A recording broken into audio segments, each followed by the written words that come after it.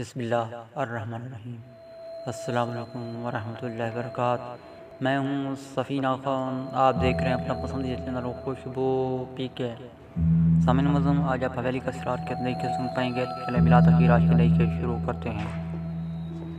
آپ لوگ تو میری الجھن میں بھی اور اضافہ کر رہے ہیں۔ وکیل نے فکر مندانہ لہجے میں کہا، کیا کیا جائے، مجبوری ہے، شاید اس طرح ہماری الجھن ہلکی ہو جائے۔ فروغ نے بیچارگی کے لہجے میں کہا، اور کیا پولیس نتیجے پر پہنچی؟ ابھی تک نہیں۔ کمرے میں موجود خنجر اور دوسری چیزوں پر سے انگلیوں کے نشانات اٹھائے جائیں گے۔ اس کے بعد شاید کچھ معلوم ہو سکے۔ آپ لوگوں کو اب کیا پروگرام ہے؟ ہمیں پولیس نے شہر سے باہر جانے سے روک دیا ہے، لہٰذا ابھی ہمیں یہیں رکنا پڑے گا۔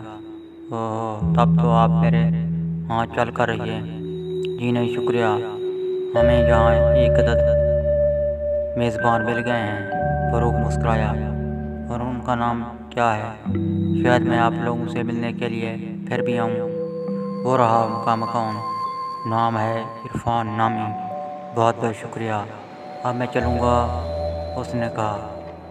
وہ اسے کار میں بیٹھ کر جاتے ہوئے دیکھتے رہے، یہاں تک کہ کار نظر سے اوجھل ہو گئی۔ آپ تم لوگوں کا کیا پروگرام ہے؟ خان نے پریشانی کے عالم میں کہا۔ وہی جو پہلے تھا۔ کیا مطلب؟ خان بولے، یہی حویلی میں داخل ہونے کا۔ یہ حویلی حد درجہ پراسرار ہے، ہمیں اگر کچھ معلوم ہو سکتا ہے تو اس حویلی سے۔ محمود بولا، تو پھر بسم اللہ کرو، کیونکہ ہمارے بے چینی کے میرا بہت برا حال ہے۔